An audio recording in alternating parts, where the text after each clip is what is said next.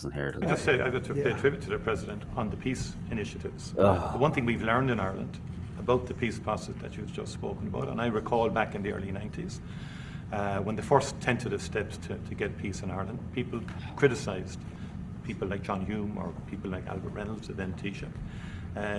But they kept going. And when we got that ceasefire in 93. He really thinks he's fucking saying something. I know, right? Yeah. It's nothing. It's just farts in the wind. We kept going, and I'd just like to say that. Like, in that fist in the air, you know? Yeah, I mean, yeah. like, it wasn't even a very convincing one, you know? Yeah, I was like, yeah. Jeez. Yeah, if we can do it, we believe the president can do it first. And if I may just say, next week I'll be saying something completely different, depending on which way the wind is blowing. So, Cullen, in your honor, I've worn these shamrocks. There.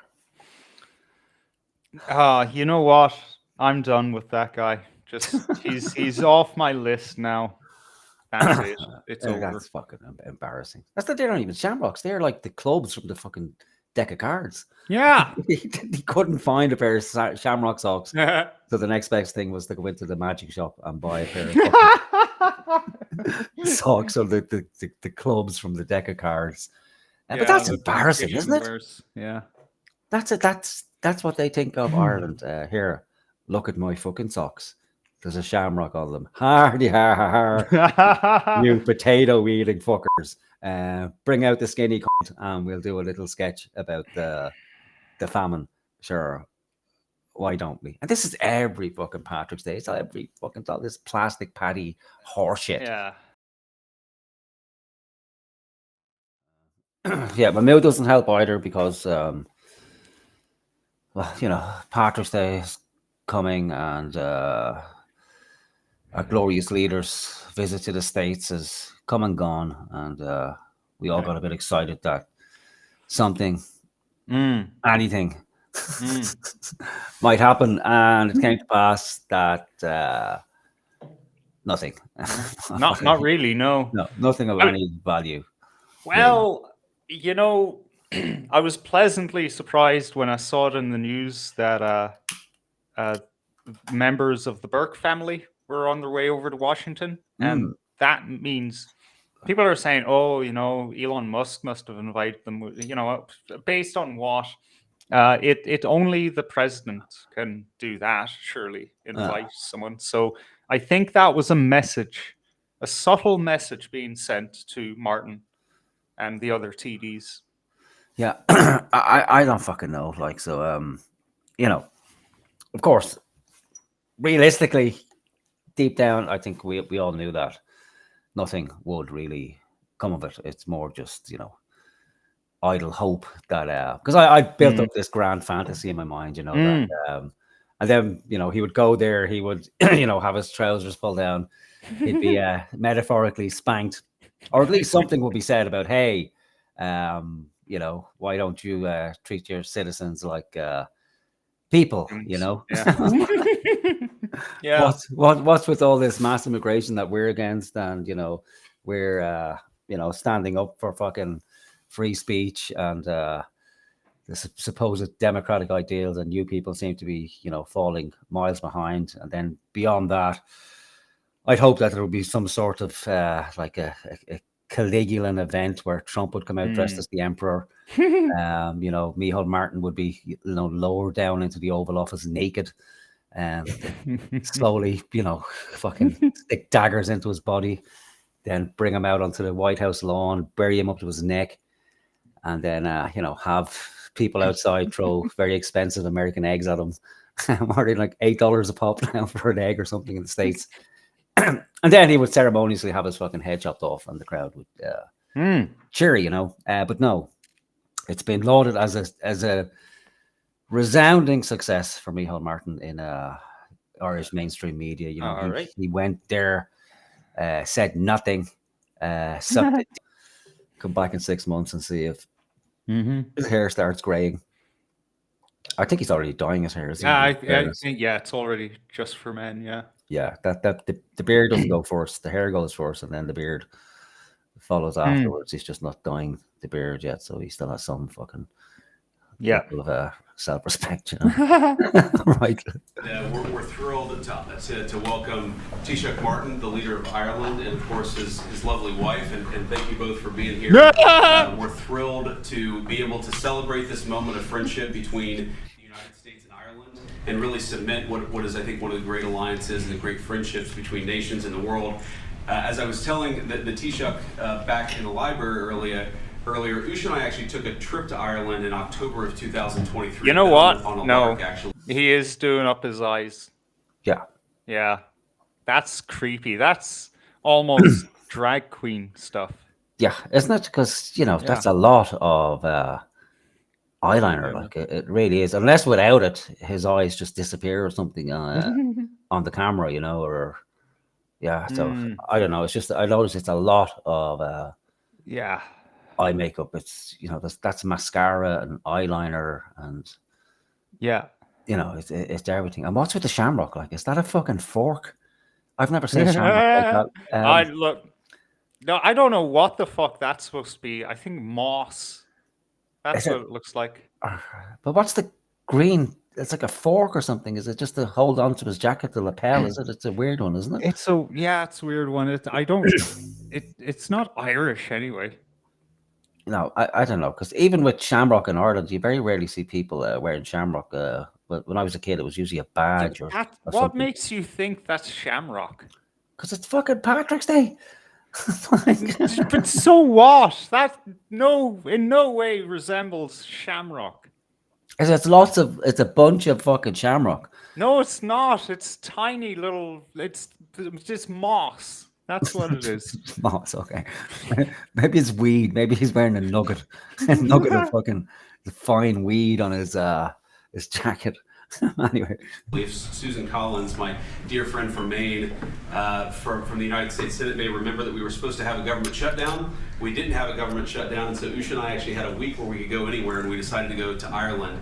And I just say it's such a remarkable combination of incredible community, as we were talking about earlier, of beautiful landscape, but also a lot of interesting technological growth. And I think that one of the more robust areas for us to work on with our Irish friends in the years to come is going to be technology, and particularly artificial intelligence, as we, I think, really take the next stage in an important level of technological progress. Now, I want to give some acknowledgement of all the honored guests here. I can perhaps the most honored guest, of course, except for the Taoiseach and his wife, is my dear friend from the United States Marine Corps, Colin Tiernan, who brought his brother, Joe. Good to see you, man. And here's the thing that Colin taught me when I was in the United States Senate.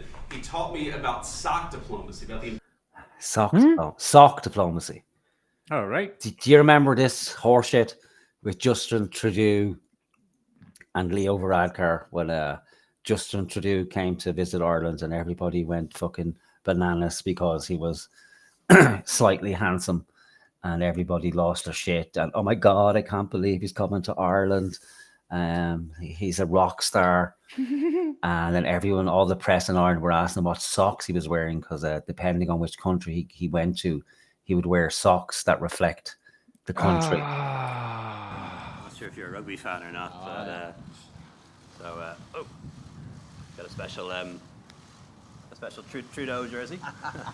I think it's the right size. There we go. Looks great. And I heard you like socks. So, I know you're getting a bit of slagging for it now, but it's kind of a Celtic society. These are great socks, and quite frankly, with his Maple socks on right now. I have my Canada socks on. Outstanding. Shameless. Thank you so much. It's been a pleasure. Thank you. Thank you. I don't remember that. Yeah, thank God I never fucking... Wow. This is what politics is fucking degenerated to. Or maybe it's just the world's view of Ireland. Just retarded fucking people. Where it's like, shall we talk about policy, geopolitics? No, sure, why would we? You fuckers can't do anything. You're owned by fucking everybody and their cousin. So let's talk about socks. Let's exchange socks. And that's what he did. He met with Leo Varadkar. They exchanged socks, and Leo put on his Canadian socks, and they had a 5-minute chat about socks. And then I vaguely fucking remember this now. Jesus Christ. Oh. Yeah. And then afterwards, I'm sure they, went to the Doll Bar and then into the Jacks and, sorted each other out in a diplomatic manner. But yeah, so this is sock diplomacy. So apparently when you meet a foreign leader, you exchange socks. Now, I don't know if it's some fucking conspiracy theory that I'm not aware of yet. It's like pizza and society. the ice cream, this sock. What do the socks actually represent? So we'll have to look at maybe a little bit deeper. But it just seems a little bit fucking trivial and twee. You couldn't really imagine Vladimir Putin comes over to the Oval Office for Russia Day. And it's like he has socks on, like vodka socks. He'd get up and leave. No. He would just laugh and leave. Yeah. It's like this is fucking nonsense. Like, what is this? I'm nuking you people now. I remember 3-4 months ago now, it was news in Russia that I think it was the South Korean leader. It was about a cat that he had that died. Our next story is about a cat, but mind you, this is no ordinary cat, but one gifted by the Russian President Vladimir Putin to Norihisa Satake, the governor of Japan's Akita prefecture. The cat named Mir has now passed away. On Tuesday, local authorities announced the death. Speaking to the press, the prefectural government of Akita said that the grey Siberian cat died at the age of 12, as it was suffering from health-related issues for a while now. And it turned out that it was this special breed of cat that comes just from Russia that Vladimir Putin gave to this guy, or something like that, right? Where it was like a real kind of token of here's our culture, and I want you to have some of it. He's actually usually giving gifts to other world leaders, not fucking socks. And that's just stupid. Yeah, I don't know. Maybe it's because it rhymes with shamrocks that they thought it was clever. Shamrocks and socks. You give us some fucking dying plant, and that's of no use to anybody. And here, have a pair of fucking socks to take home with you, to reduce the trade deficit. Socks versus shamrocks, like. So he goes on a little bit about fucking sock diplomacy, right? Of gifting socks to my fellow senators, something that had, I'd give, Massachusetts socks to our friends from Massachusetts and Utah socks to our friend from Utah. So, Cullen, in your honor, I've worn these shamrocks. There. You know what? I'm done with that guy. Just he's off my list now. That's it. It's over. That's fucking embarrassing. That's that they're not even shamrocks. They're like the clubs from the fucking deck of cards. Yeah. He couldn't find a pair of shamrock socks. So the next best thing was to go into the magic shop and buy a pair of socks or the clubs from the deck of cards. But that's embarrassing, isn't it? Yeah. That's it. That's what they think of Ireland. Here, look at my fucking socks. There's a shamrock on them. Hardy har. You potato eating f***ers. Bring out the skinny cunt and we'll do a little sketch about the famine. Sure. Why don't we? And this is every fucking Patrick's Day. It's every fucking this plastic patty horseshit. Yeah. That's great for Micheál Martin, and because he doesn't have to answer a difficult question about anything like her, and he's sitting there grinning away like, oh yeah. It's a fucking insult. It's like, get up and fucking leave, or go over and fucking, headbutt him in the nose or something, and get a bit of respect back. That's what needs to happen. Like, but it won't, because that's not politics. And of course, they has to go over there and he has to kiss their fucking rings, because the economy is heavily dependent on them. And previous to this, there wasn't so much ring kissing. Because they didn't have to, because I don't even know if they subscribe to any ideology really, but they say more in line with the Democratic Party, or maybe they're just so used just, you know, sucking up to that fucking party that they had it down. And now this one seems a little bit different. So they were kind of okay with the rhetoric about, you know, how terrible Republicans are, how terrible Trump is, and it's a disgrace that this man would even visit our country. But now, you know, the tide has shifted and he has to sit down with them. So all he can do really is nod and smile while they mock him. Essentially, you know, this is what we think of you. Look at my cute fucking club socks. So maybe that's it. It's a club foot. There we go. It's the devil himself. He's let us know through symbolism that this is indeed the devil. And I'm sure that is the sole of that shoe red as well, isn't it? That's blood stained fucking, that's the blood of Irish people. Right there. Like, because there's only a little bit left on the fucking shoe. And I will say when we meet later in the Oval Office to the Taoiseach, the president is a very big fan of conservative dress. And so if he notices... Yeah, that's a little dig against Zelensky, I think. They did make fun of Zelensky. Oh, look at you. You're all dressed up. Or your special tracksuit. Who Micheál is very fond of, you know. Didn't he run all the way down to Shannon when he heard that Zelensky was stopping for a piss and a dump, and he sprinted the whole way down to get a photo opportunity with him, and then thanked him very much. And here's 100 million fucking euros for the photo op. Good luck, God bless. I hope the war goes well. Keep fighting, keep fighting, keep fighting. So now he's, you know, and he gets in mind now because, you know, he's saying to Micheál Martin, like, listen to what he says, and then we'll see later. These socks, you have to defend me in the Oval Office and say this is an important part of cementing the Irish-American relationship, and that's the only reason I'm wearing these socks. But we're thrilled to have you. Thank you, and God bless you. I know it's hard. I know it's hard. I've watched it 4 fucking times, trust me. I had to take many breaks. Like, it's only fucking, the whole thing was only 20 minutes or 30 minutes of this, but I had to take so many breaks and just walk away from the fucking computer. Just exactly that noise as well. It was either or just fucking or I felt like I wanted to fucking vomit. I think that's why I haven't been able to sleep, really, is having to watch this cunt. Right. He would dry up a pussy like that. That's it. He could walk into a brothel and close it instantly. Like every pussy in the brothel would just instantly fucking dry up and crumble. Look at him. He can't even fucking sort the notes out properly. Look at that look. It's like mortified. Like, oh, I hope this goes well. I hope this goes well. And what happened to his shamrocks? Look at his shamrocks. He's been eating the fucking shamrocks in his pocket. He's so nervous.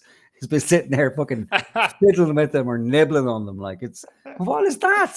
Like, what, does that all we get left? Is it like the Americans get all the shamrock and he had to see if there was a bit lying around on the fucking floor? Like, ugh. Mr. Vice President, Second Lady, honoured guests, let me again begin by expressing my sincere thanks to President Trump and to you, Mr. Vice President, for continuing the time-honoured tradition of celebrating St. Patrick's Day in Washington and DC. And thank you, Madam Second Lady, and thank you, Usha, for Washington and DC? I don't know. He's such a gimp. It's like he like all these pregnant pauses, every fucking word. He adds syllables into words as well. Like, you know, it's like, and Washington, DECE. I'm like, I'd just like to say, so what are you fucking doing? Like, St. Patrick's Day breakfast in your residence. Mary and I greatly appreciate your warm welcome and hospitality. Your warm welcome and hospitality. Look at the face. Look at yeah, that's a desperate fucking look. Yeah, it's like, oh, like, yeah. I think this cunt is related to Prince Charles. Like this, I've only ever seen one other person who acts like this or talks like this and has that kind of facial expression where, you know, it's like, I don't know. I think I'm being radicalized rapidly. Yeah, fucking. What's with Fox News? When did it change to Raw? Like, are they trying to get hip and cool? Like Raw Fox? Like, or always because it's war, is it? Like Raw War, like the wrestling. Raw is war. And I've learned something new this morning: the use of socks as a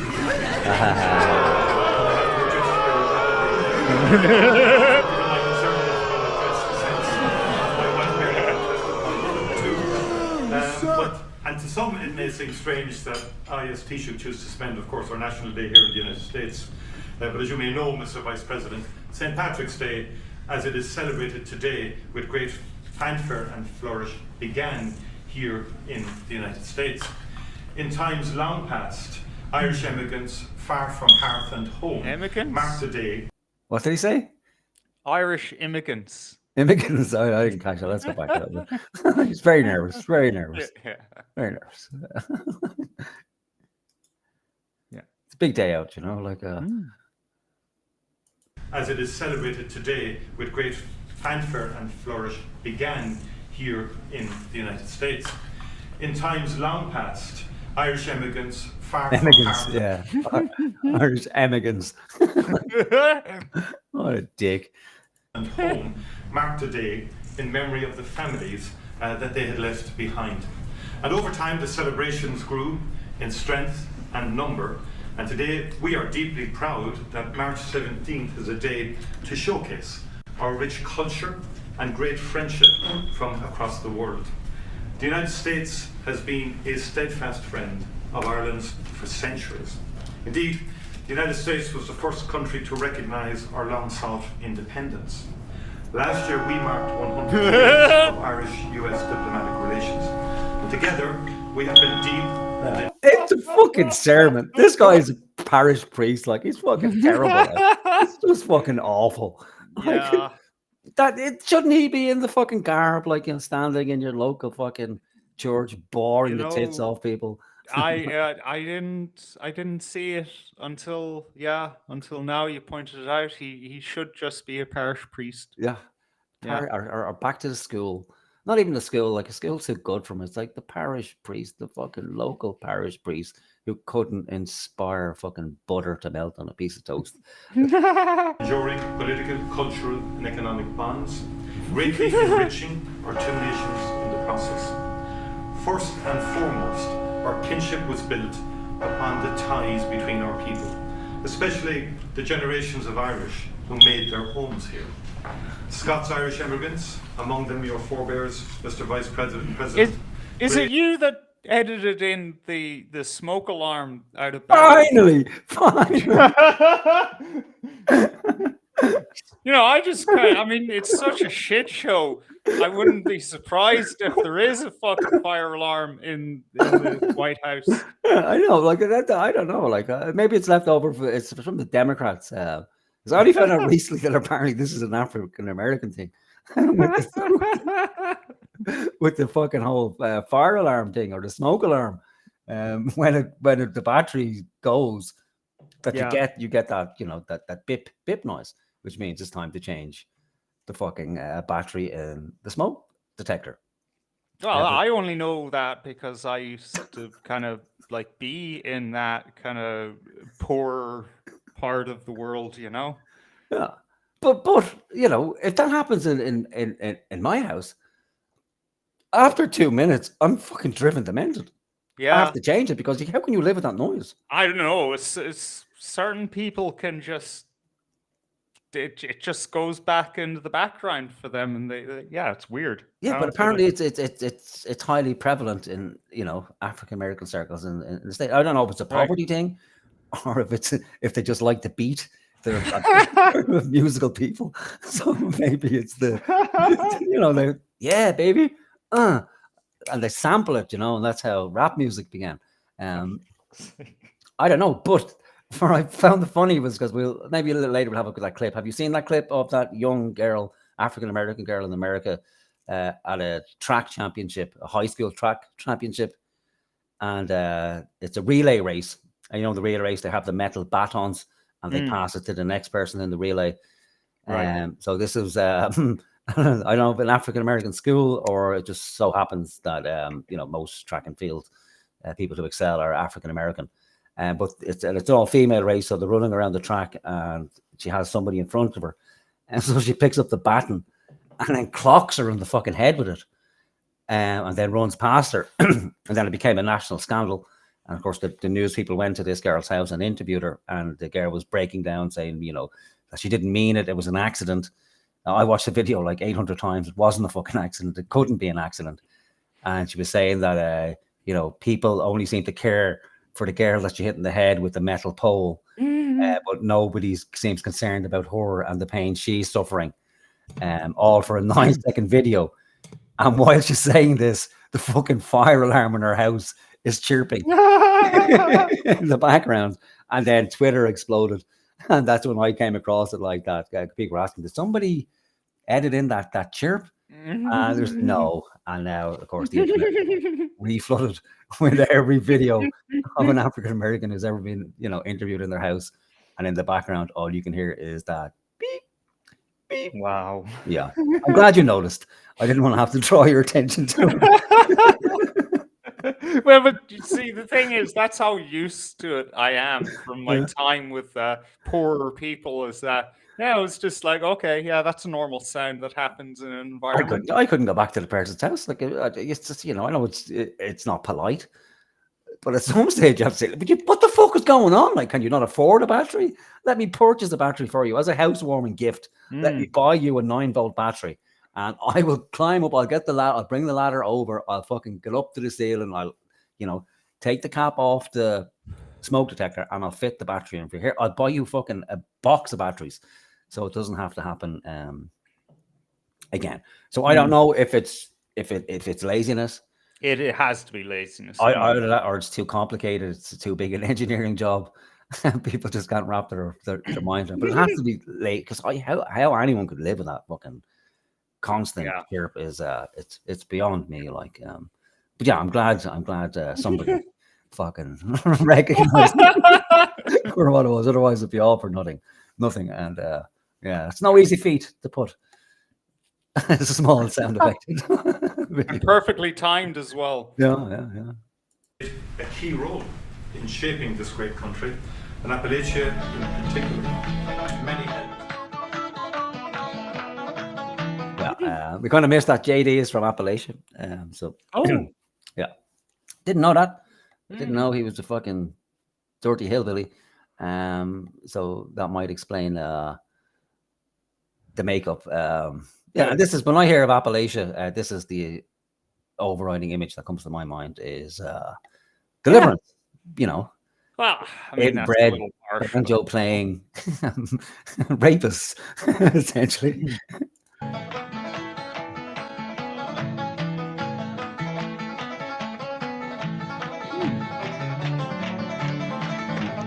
Fine people they are. Look at that handsome young man right there. And I think that's JD as a child. I think that's why they have to put the makeup on the eyes, because without the makeup, that indeed is what is. Yeah, his eyes just sink into his head. Something new, fresh, and exciting. I was fascinated to learn that in recent years, geologists discovered that the Appalachian Trail does not begin and end in North America. Ooh. Part of it is in Ireland and Britain. Oh, for fuck's sake. Part of the Appalachian Trail. I didn't know, so we'll go back there. Yeah, oh wow. The Appalachians, they came from somewhere. Did you know that? They weren't Native Americans. Yeah, but even before that, geologists have discovered that Ireland was once... Geologists? Yeah. As opposed, maybe genealogists? Genealogists. But no, I think he's talking about geography. So that Ireland was physically attached to the United States, and in particular Appalachia. So some of the ancient paddies. This is fucking retarded, man. Maybe he said genealogist. I don't know if he said genealogist. Like, we all know. No, he said geologist. Geologist, yeah. So geologists discovered that Ireland was attached to the States physically. It's only, not anymore. It's only we're attached financially now, and we're sucking on the titty. Yeah. He's going all the way back to Pangea. Yeah, and so that's a nice comparison, isn't it? Yes, not only are we retarded paddies, but we originated from Appalachia. Yeah, so we strong in the comparison. I don't say I know, but I don't. But I think there might be some relation between our traveling community and the Appalachian people. No, they're just Irish people. No, I'm sure there's comparisons. We Travelers didn't go to North America, not at least until the last few decades, anyway. Because they're fucking travelers. It's in the name, right? They travel. That's it. Yeah, but you can't bring your fucking buggy onto a coffin ship, okay? Yeah, but the horse is dead. They've eaten the horse. If it's famine times, like the horse isn't there anymore. The fucking buggy's not there. They've eaten the buggy. They've eaten the buggy. They've eaten the horse. And I don't even think they were travelers at that stage, were they? Isn't that where they fucking... Anyway, listen, I think it's like the 1600s. Yeah, I don't know. Yeah, we're getting lost in the weeds of fucking knackerdom. It wasn't meant to be that deeper into the history of fucking traveling community. It's just a fucking bit of fun. And exciting. I was fascinated to learn that in recent years, geologists discovered that the Appalachian Trail... In recent years, geologists discovered... How? Did they find some fucking fossilized shamrock? Oh, there we go. There's a piece of fossilized shamrock in Appalachia. Oh, jeez. JT Mance knows he's talking shit. He's like, yeah, we couldn't come up with anything. There's no real links between Appalachia and Ireland. So let's just make something up to make you Irish. Because we can't be looked at your ancestry. Nothing there at all. Nothing real. We can't Obama you and, or McVance you.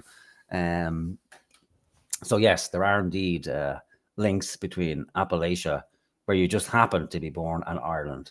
Therefore, you're now Irish, or we're all Appalachian. Who fucking knows? Does not begin and end in North America. Part of it is in Ireland and Britain. This shit is going on. You're not kicked off with it. You're not kicked off. Come back, You said you put me tumbling and blowing the gimp hair with 3 beds. Listen, I was drinking for 3 months with my own gimp hair. You got out of prison after doing 3 years. You bet you blew up to date. But I got you months later when I was off the drink. Do you remember bumping on the steps? I hit the 2 slaps. And I bet you the head, when you went down your knees crying like a bitch, you said somebody else said it, you fucking scumbag. You sleeps in the streets of Cork and with blankets. You talk about us, junkies and dust. You're a dead man. I'm going to rip your throat out. No, after that, 1 hour. 1 hour. 1 hour. What do we mean? We'll have to try to your 10,000, no problem. Give me my deal, like you remember you did. You're dirty piece of shit. You're dirty couple of shit. What the fuck is this, dude? I think they're missing out on a trick. I think they could be rappers like that. This is what I was thinking. But the rap fucking videos are a lot more sophisticated than that. Yeah, but a little bit of fucking training. You should set up some fund, that's what the USAID money should have been used before to, hook fucking travelers up with the rap community in America and redirect all that anger, or, infighting, and put it into some sort of fucking, new Irish rap music scene, and knacker rap or something like that. It has a ring to it, doesn't it? And it's lyrical, isn't it? Already, if you're kind of rhyming, and no one's got a clue what you says, but it does have a rhythm to it, doesn't it? Yeah. Whatever the fuck it is. What's it? Mumble rap? That's popular now, isn't it? Yeah. So that could easily fit. All right. To that conflict that has for so long devastated lives on our island. And then it's just into the Northern Ireland thing, Oh, right. Okay. Death, misery, peace. Saved. Politicians from both sides of the aisle rose to the occasion. And the lasting peace we enjoy today on our island is a signature achievement of US foreign policy. Yeah, the Americans did it. Yeah, again. Look. Yeah, because we couldn't have fucking figured it out amongst ourselves, No, we needed the Americans and what was his name? I never got that fucking that narrative at all. It just never made sense to me. Well, it's like, why would you need it was a done deal at that stage. It was like fucking 9/11 had happened, and it's like, well, They've declared everybody like you're either with us or against us. So it's like, well, we can't carry this on.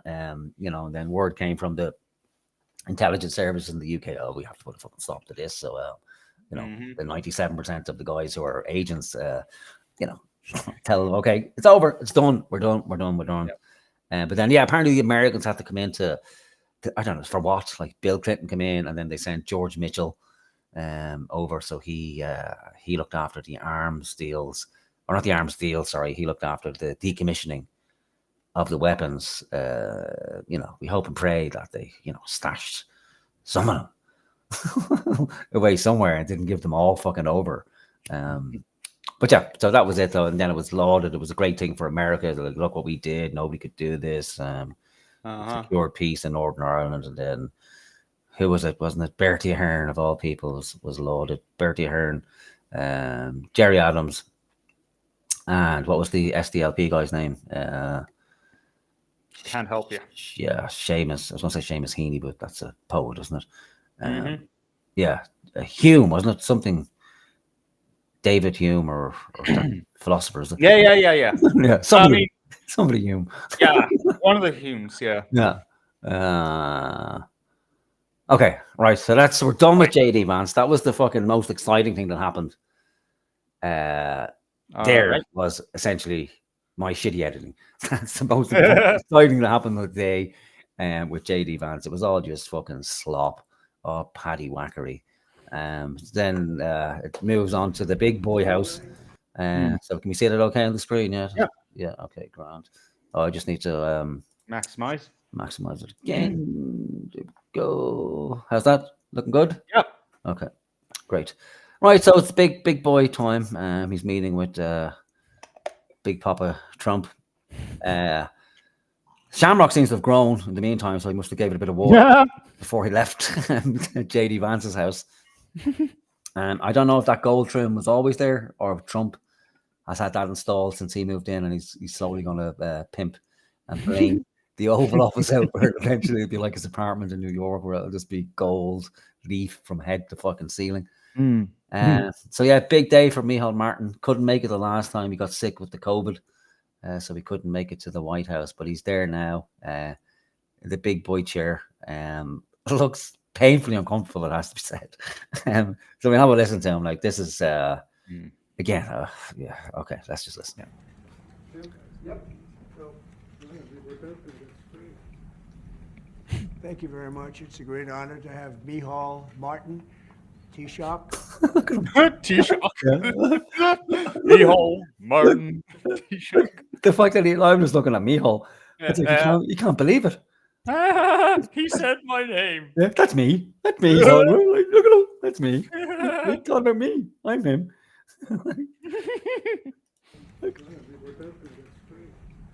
Here we go. It's happening. Thank you very much. It's a great honor to have Micheál Martin, It's me. Taoiseach, Ireland. It's a special place, and he's a very special guy. He did it the hard way also. He served, and then he took a little time off, and then he served again. I've heard about that. That happens on occasion. And he's done very well. And we knew each other from a long time ago. But it's a great honor to have you in the Oval Office and have you at the White House. We have tremendous business relationships with Ireland, and that will only get stronger. The relationship we have personally and every other way is very, very strong and very, very good. So I just want to welcome you to Washington, D.C. and to our country, and thank you very much. May I thank you, President. It's a great honor for me to be here to celebrate St. Patrick's with you. Right. And I thank you for St. Patrick's Day. Fucking hell. Can't write like St. Patrick's. It's not a football club. It's a fucking day. Listen to him. You can't even get that right. Like, it's not difficult. Like, St. Patrick's Day, that's the whole reason you're fucking there. Like, you know? May I thank you, President. It's a great honor for me to be here to celebrate St. Patrick's with you. Right. And I thank you for your hospitality and the warmth of your reception. And I commend you in terms of the work that you're doing, particularly in terms of the pursuit of peace, which we discussed earlier. Yeah, he knows he's talking shit. Yeah, it's like, right, yeah, listen, I have access to Irish newspapers, and my advisors tell me, what you're actually saying when you think nobody's looking. But this is just an ass-kissing exercise. And, you know, I don't know how the average person couldn't see it for what it is. It's just kissing his fucking ring, like, and especially given what he said in the past. Like, you can understand if there's always been this good relationship between Trump, like that he wasn't previously painted as the devil incarnate, you know, the worst thing that's happened to the world since fucking Adolf Hitler. Like this guy, Micheál Martin, didn't even want him in the country. He, at the time, he was in opposition. And again, we know politics and it's all fucking, you know, play acting anyway. But for your own populace who, you know, still by and large believe in everything that comes out of the Dáil, you know, to then, you know, put it out there that you're against everything this man stands for, and then to go there and essentially, you know, become this submissive in front of the fucking world, where you're now sitting there like a schoolboy in the principal's office, and you have to thank him, and you know how wonderful he is, and how amazing it is that all this great peace work you're doing in the world. Where, you know, a week and a half ago he was screaming from the top of the building, now, like, this is the worst thing. How could the Americans do this? How could they leave poor Ukraine to fight for himself? Trump is a Russian agent. He's working with Vladimir Putin. Remember, this is the guy, like, Putin's war, Putin has invaded, Vladimir Putin is the devil. And now, all of a sudden, he's had a complete change of fucking heart. Like, and it's horseshit. And I think that's going well. And you really have, in the first sort of 100 days of this government, you've done some extraordinary things very quickly. Yeah, so again,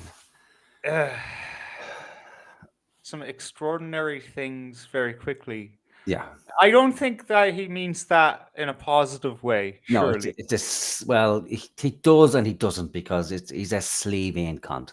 Yeah, and this is a particularly Irish thing as well. It's the old backhanded compliment, you know. So yeah.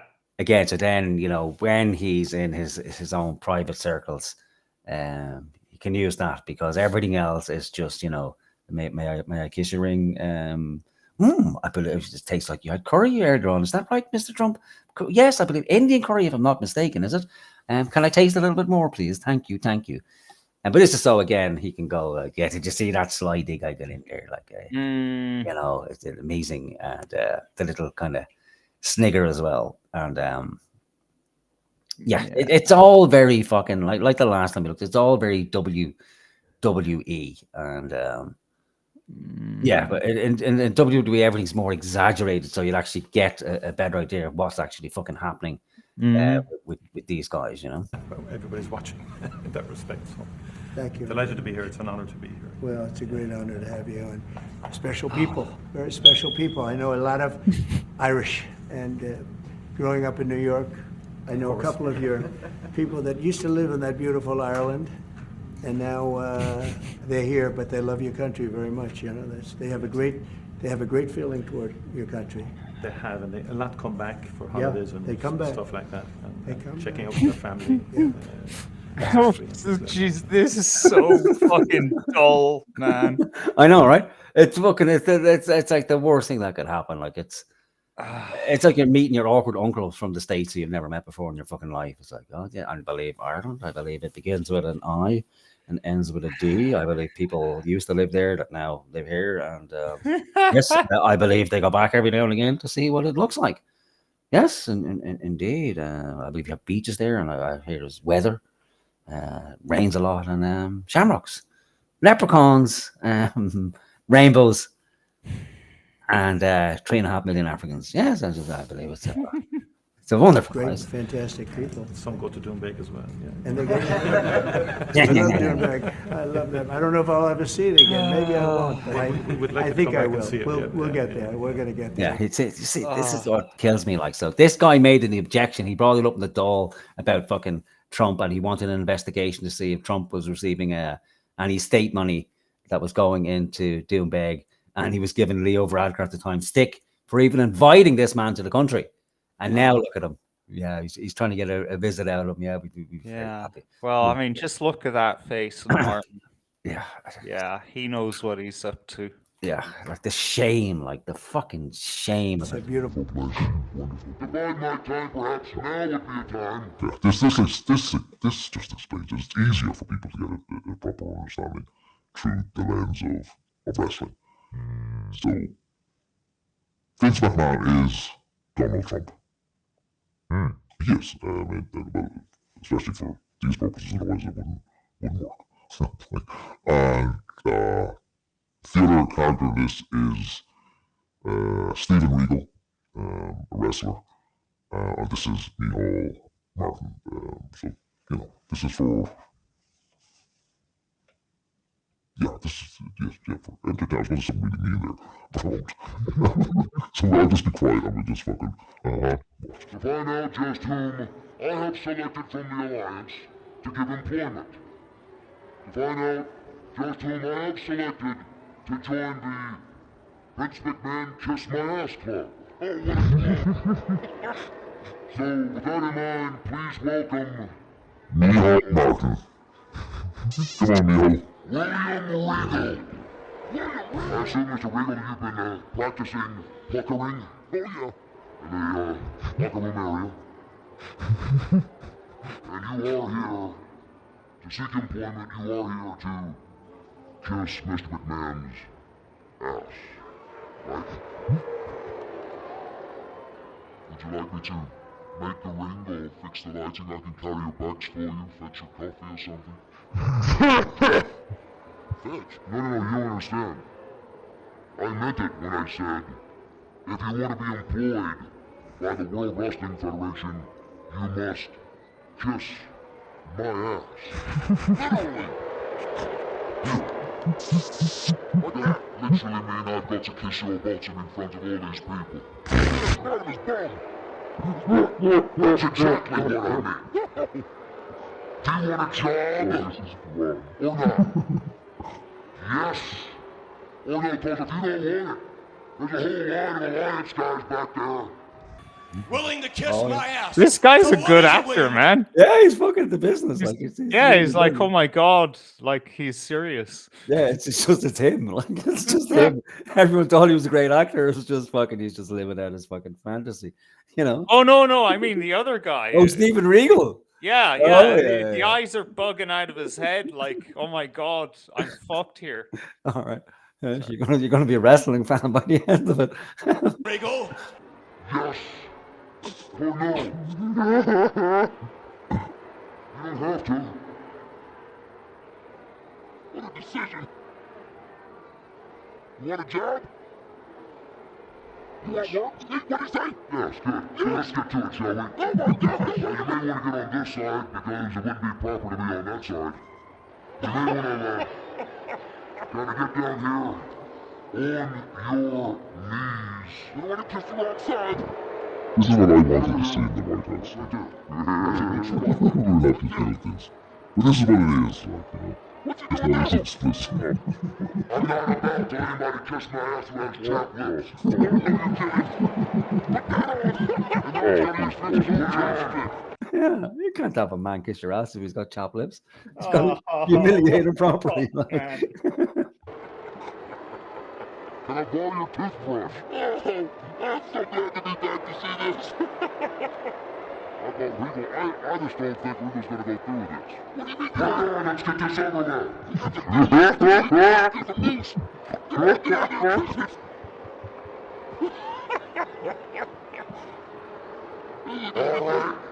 now damn it, kiss my ass.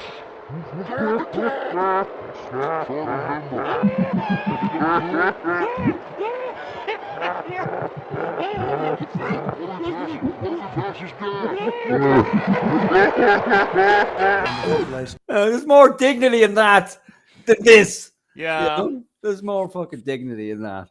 My God, man. What are you doing to me? Any questions? Mr. President, on tariffs, how far are you worried? President Trump, how worried are you about the counter tariffs from the EU, which were announced yesterday?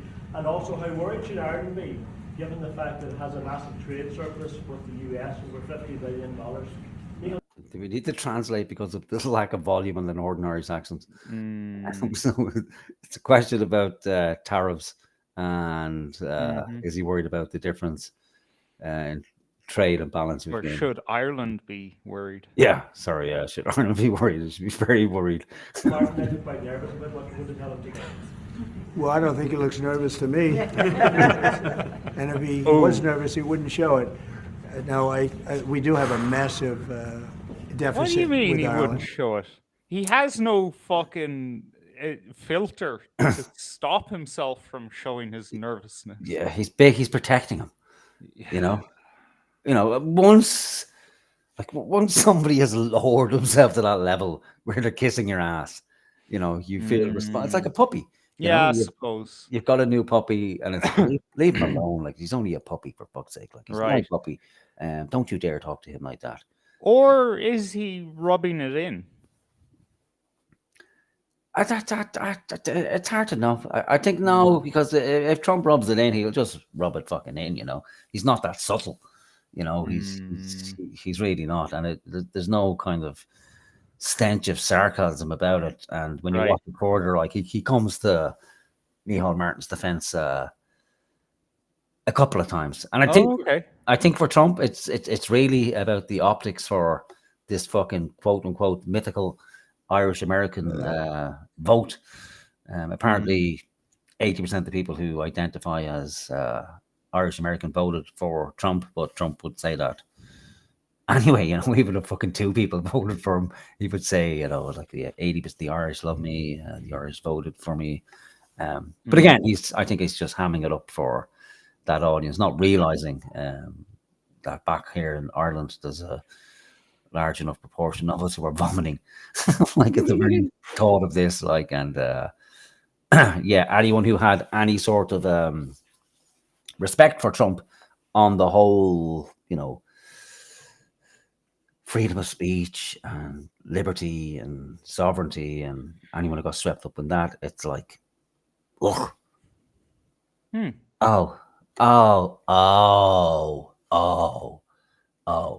just like everybody fucking else. You're just like every other one of them.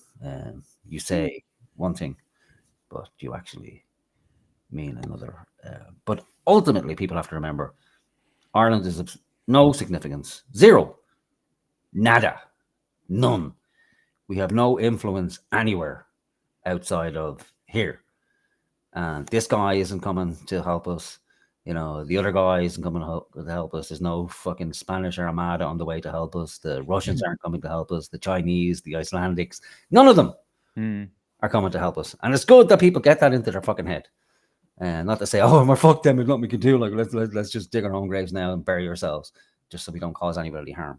It's us, whatever way, shape, or form that takes, but it's on us. Doesn't mean we can't, look to America for help, but not from this guy, not from JD Vance. It's going to be help from a guy like me over there and the guy like you who's over there, and gets it on a fundamental level. That's the guy who will help if indeed you're looking for help. But this guy, not so much. And the way he will help Ireland is to keep this guy on board and to get the deals that he needs to get done for his country. And our guy won't, because our guy doesn't care about our country in any way, shape, or form. He just cares about his managerial position in the Irish Department of, USA PLC, which is, and there's also another part owner, which is the EU. Like, so, he has to serve 2 masters. They say you can't, but if you're a sleepy and Irish cunt, it's quite easy, because you'll suck 2 dicks. No problem at all. Because Ireland was very smart. They took our pharmaceutical companies away from presidents that didn't know what they were doing. And, it's too bad that happened. It's a tremendous job. Look, the Irish are smart. You're smart people. And you took our pharmaceutical companies and other companies, but through taxation and proper taxation, they made it very, very good for companies to move over there. And we had presidents and people that were involved in this that had no idea what they were doing, and they lost big segments of our economy. The European Union treats us very badly. They have for years. I saw that. I had it out with them in my first term. It did well, but we had to solve other problems, and we did. But European Union's been very tough, and it's our turn too. We get a turn at that also, but they have not been fair. They sue our companies and win massive amounts of money. They sued Apple, won $17 billion, and they use that for other reasons, I guess, or to run the European Union. So I'm not knocking it. They're doing what they should be doing, perhaps, for the European Union, but it does create ill will. And as you know, we're going to be doing reciprocal tariffs. So whatever they charge us, we're charging them. Nobody can complain about that. Whatever it is, it doesn't even matter what it is. If they charge us 25 or 20% or 10% or 2% or 200%, then that's what we're charging them. And so I don't know why people get upset about that, because there's nothing more fair than that. And we had a problem with Ontario, and they dropped that when I let them know what we were going to be doing. They dropped it immediately, so I'm glad, because electricity, you shouldn't be playing with electricity. It affects people's lives. Listen to the glory of that. Right now, this piece of shit is sitting next to him. We have the highest energy costs in fucking the entirety of Europe. It took fucking 6 years to recover from a storm when the electricity went down. What do we generate? Like a tiny fraction of our own electricity from wind, and the rest of our energy is imported from mostly the UK. I think they've just finished building an interconnector from France to Ireland, and that energy is generated via nuclear energy. So again, the typical Irish solution to an Irish problem. We won't have nuclear energy in this country, but you know what I mean. Like we'll sneak it in. We'll put it in a sneaky way. We'll take the French nuclear energy, which I think is against Irish law as well.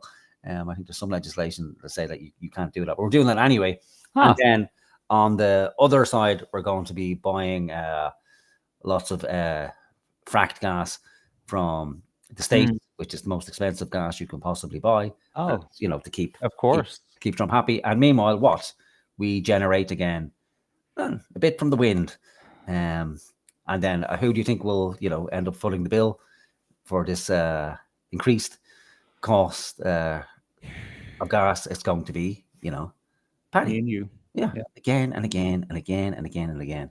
Instead of and that's what you can say about Trump. Say whatever you want, like one way, whatever way you fall politically, but at least he's actually doing something, or at least it has the appearance of doing something for his fucking country. We should be energy independent. We should be as independent as possible, but not Ireland. It's like politically irrelevant. Whose dick can I suck? Whose dick can I suck? Anyone need their dick sucked? Anyone need their dick sucked? Suck your dick for a fucking $1 is essentially what Ireland is. And so again, he's preaching about how important it is. You shouldn't be fucking around with energy.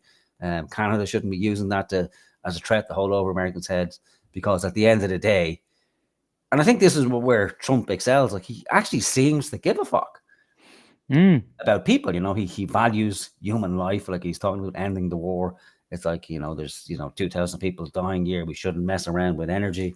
Well, he's the first American president that I remember who has ever kind of mentioned human life in any kind of convincing way. Yeah, I think he's the first person who actually mentioned human when it comes to a war. Up until now, it was collateral damage, wasn't it? Like we're talking about cars and buildings, not actual fucking human lives. So he's actually, humanizing it for people. Yes, we've just discovered, we've had two major discoveries this week. One, geologists have discovered that Appalachia is actually part of Ireland and the UK. And two, human beings actually die in wars. It's not just buildings and cars. There's a real human cost to this kind of nonsense, you know. And meanwhile, back in Ireland, we're itching. Can we get another fight? Can we join in? Can we buy some planes and some tanks? We like to play toy soldiers, and you know, fuck yourself. But yeah, this is, you know, either if Micheál Martin sits there and isn't dying inside, like if his fucking soul isn't screaming out to him internally that, oh my God, this guy is just saying everything that he should be saying and doing. He's not feeling that, he's dead. There is nothing inside. He's just a hollow shell of a fucking man. Like, actually, their life. I mean, it can affect, depending on weather, it can affect their life. So we can't do that. And it doesn't make sense that our country allows electricity to be made in another country and sold into us. Who did that deal for the United States? Okay? I looked at that long ago. And we could do it. Like, you know, we electrified the whole fucking country when? Back in the fucking 30s, 40s, whenever the fuck it was. You know, we don't have to build fucking windmills every, you know, 2 square feet to try and get a bit of energy. Like, we can, you know, we have those fucking hydroelectric dams that were generating energy for forever, like, you know.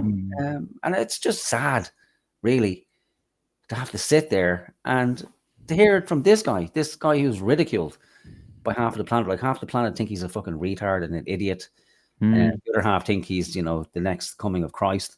But just, I think what people can take from it, you know, it's just, this is a business guy who knows common sense, and, you know, a country, a nation should be able to look after its basics. Like, it should be able to generate its own electricity, so it's not then dependent on foreign powers and doesn't have to, you know, cede its sovereignty for simple fucking things like staying warm or being able to, you know, keep food for more than a day in the event of, you know, a storm, or somebody can just cut the fucking switch off and, you know, not have to solely rely on a bit of wind. And I said, that's not something that's very smart. I love these socks. What's with these socks?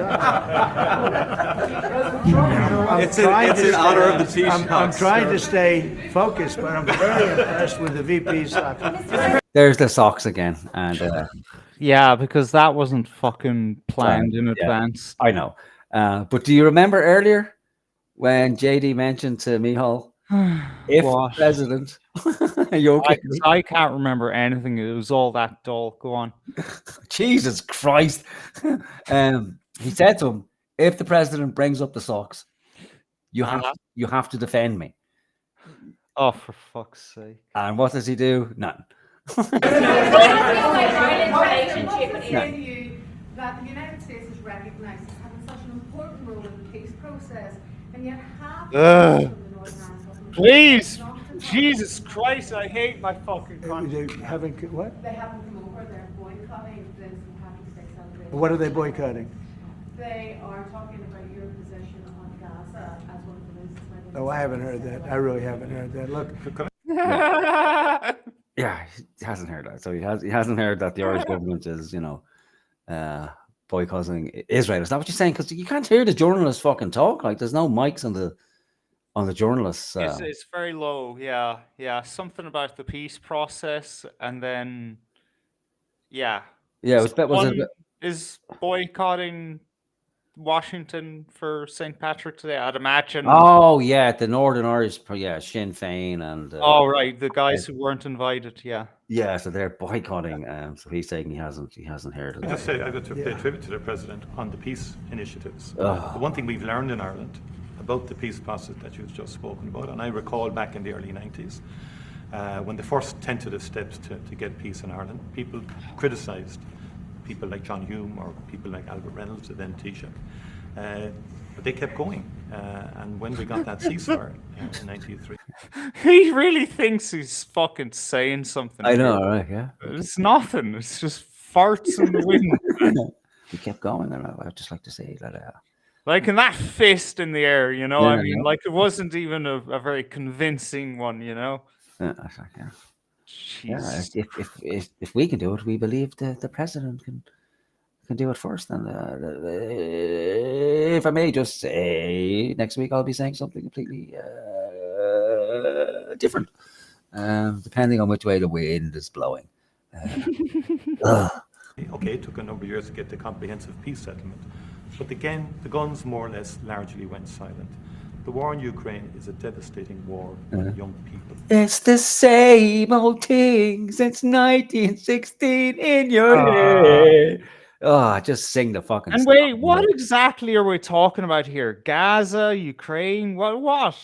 Fucking Northern Ireland. It's all kind of getting mixed up. Who's saying what? What's the point here? I don't fucking know, because the question asked was, something about, are you aware that, the other Irish parties are boycotting him because of Gaza? And so, I think last week Micheál Martin was on the side of Gaza, essentially calling Trump a fucking, a murderer, like this is a terrible solution for Gaza. And now he's here beside him defending him. Defending his position, like, well, if I can just say, like, I think taking all the people out of Gaza, sweeping them under the carpet until they clean up Gaza and make it nice and shiny, and then, moving them back in trucks and vans is a great idea, because Northern Ireland, we did that in Northern Ireland when we took all the Catholics out, held them offshore in containers while we rebuilt the north, and then we brought that. No one believed us at the time. There was a lot of resistance to it. But we kept fighting on. Yeah, a lot of resistance. We asked the people, listen, we know you want to hang on to this war, but if you give up your, territorial claim to the country, and that might help the crazy fucking unionist motherfuckers relax and agree to this. And so, because there was so much resistance, 98% of the people of Ireland said, yeah, sure, okay, fine, we'll give up it. Okay, we no longer claim ownership to that part of the island if it means we'll bring peace. But no. Yeah. I mean, if there was some hesitancy, like people, well, what was the whole point of it? For fuck's sake, what's the last, couple of hundred years been for, if the settlement is nothing? But I think generally people just, got to the realization, you know what, just killing each other endlessly doesn't really fucking work when you think of it. And at the end of the day, it's like, okay, well, you're a monster, I'm going to kill you. Okay, well, now the people who loved the monster you killed are upset, so they're going to kill you. And, it just tends to go on fucking endlessly, forever. And it seems that, at least on the surface, that Trump wants to end it. But last week you had Martin and the whole of Europe go, no, not yet. We don't want it to end yet. We were so close to, having all the goodies for ourselves, and you were paying for it. So, okay, but we don't want it to end. So, okay, you don't pay for it. We'll pay for it. We'll, invest heavily, 800 billion euros out of nowhere to rearm Europe. Always a good idea.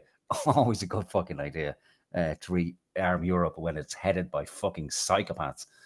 Might be a bad idea if you had fucking wise people running your country, like. But no, they want to rearm for what? To stop the Putin. We must stop the Putin. How? Nuclear war. Yes, that was good. Let's kill everybody and end war forever. Fucking hell. Aye.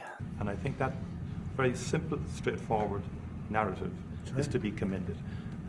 We all have children. We children, pigeons, potatoes, balloons, cars, footballs. He's fucking draining the fucking life out of me, man. He's draining the life out of the room. Do this anymore. That fire was blazing 2 minutes ago. No one even noticed it went out. He sucked the fucking life out of the fire. The gold leaf is coming off the wall, like all the decoration behind him. Like, he's just fucking terrible, man. Shocked at the prospect of young people losing their lives in that number, be they Ukrainian, be they Russian, whatever. Anything we can do. Whatever. Ukrainian, Russian, Chinese, Belgian, aliens, Martians, leprechauns, whatever. Stop the violence, I think, is an extremely positive thing. And there will be all sorts of people having qualifications on it and all the rest of it. It's our job then to work on it and to try and build it. Europe, US, and everything. I will. Europe, the US, and everything, the whole lot. What a load of fucking nothing. I know, right? I could have said all that he said there in like 2 sentences. Yeah. But he has to say something. Because he's just sitting there saying nothing. So this is his chance. This is his in. Okay, well, if I can just answer that easy question for you, Mr. President, and get another chance to lick your ring for you while I'm at it. Yes, killing, terrible. People dying, terrible, terrible, terrible. Trying to fix it. Europe, America, space, Mars, the moon, the Earth, children dying, women crying. All right, dude. Can we just get through this? I will say, and thank you for that, but I will say, last week 2,500 young people died while we sit here and talk. There you go. And while they Point talk proven. about Wow. Look, peace, can we just pause that there? Pause that should there have a second. There, that sentence, that first sentence was a man saying something. You know, he was making a point, a very, very strong point. While before him, Martin said a whole fucking paragraph of just shite. Meaningless fucking dreck. I think that's what Martin saying, yeah, that's what I meant to say. Watch his body language. Exactly. Didn't I just say that? No, you didn't. Nobody understood what you were saying, Martin. That's what he does. He just silences the room with fucking nonsense. He just keep talking until everybody's confused. All right, I give up. Yeah, I will say. And it's what women do. You know, during an argument, it's like, oh, you just talk incessantly for 5 minutes about everything, and then it's okay, it's gone. I forgot what we were. Okay, let's carry on. I will say, and thank you for that, but I will say, last week 2,500 young people died. Well, exactly. Point. We sit here and talk, and while they talk about peace, but I think he is fucking taking the piss out of him, and honestly, now that you say it, like, and he's just said like Martin's just been talking there for 3 minutes, and he just boiled it down perfectly, like you said. 2,500 people have been dying while we just sit here and talk about it. And what has Micheál Martin just been doing? Sitting there and waffling about it. Yeah. I think you're right. Peace. This should have never happened. This war should have never happened. It would have never happened if I was president. That's what makes me more angry than anything else, because you've had far more people die than these people report for whatever reason. But you had far more people. The numbers are far more devastating. You'll find that out someday. And it doesn't affect you very much. They're not Irish, and they're not from my country.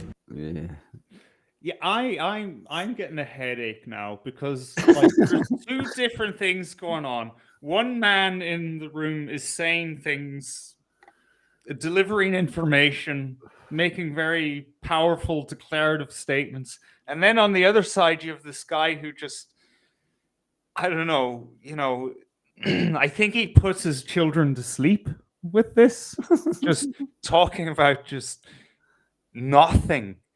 But talking incessantly until they just drift off out of just boredom. It's giving me a headache. It's only 30 more minutes to go. Don't worry. Mostly, almost all from Russia and from Ukraine. And people could say, why are you doing this? Why are you involved in that? Because 2,000 people a week are dying. And they have families, and they have mothers, and they have fathers, and they have sisters, and they have brothers and friends, and they're dying. And I've seen the pictures, the satellite pictures that we see all the time, and it looks like Gettysburg in its prime, because that was, they say, one of the most horrific battles ever. You have kids lying all over these fields that are dead, because the weapons today are unbelievable, between drones and various types of guns. I'm not even talking about beyond that with the big babies. You understand what I mean? I hate to even mention the name, the nuclear name. I hate to mention it. But you have weapons today. The big babies. Like to mention, if he says it, it's real. Like to mention. You understand what I mean, Paddy? You know what I'm talking about? Don't need to spell it out for you. Don't need to. Okay, clearly I do, because you look a bit fucking lost. Nuclear weapons, the big weapons. Oh man, that are so powerful. And that needs to be said because these cunts are cheering it on, like, really. Yeah. We must fight on. We must fight on. We must not admit defeat of a war apparently we're not involved in. Powerful. And I see kids every week. I see pictures of kids laying all over the field dead. They're dead. Beautiful kids. They're dead. And they're not from here and they're not from where you are, but he's working very hard. We're all working hard to get this thing finished. It's crazy over nothing. And it's Trump Italian. He seems to be turning into a mob boss, doesn't he? Like, it's great. Hey, it's a kid's dying. It's a crazy, man, That's the worst Italian American accent that's ever been. Yeah, not even unless you told us what you were going to do beforehand. Subtitles. No idea. Yeah. Not going to go anywhere. It's just a terrible situation.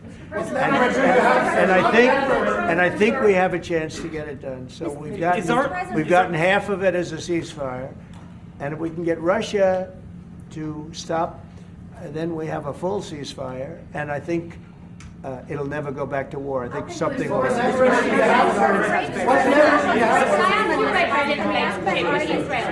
you about Ireland's relationship with Israel? There's been a lot of talk recently. The government are looking to bring in what's called the Occupied Territories Bill, which would ban goods from occupied territories. I know you met with Prime Minister Netanyahu recently.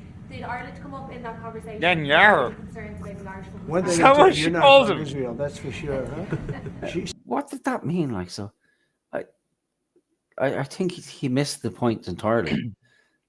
It seemed to me that he thought that the journalist was advocating for that and not realizing that this is what, Micheál Martin and the Irish government and the opposition had proposed. Like, and I was disappointed at that. Like, let's listen back because I think that's what happened.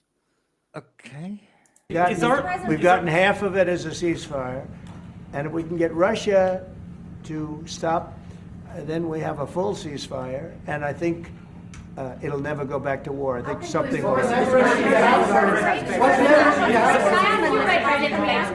you about Ireland's relationship with Israel? There's been a lot of talk recently. The government are looking to bring in what's called the Occupied Territories Bill, which would ban goods from occupied territories. I know you met with Prime Minister Netanyahu recently.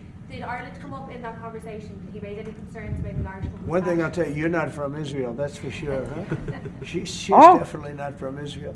Yeah, I think he just hears Israel.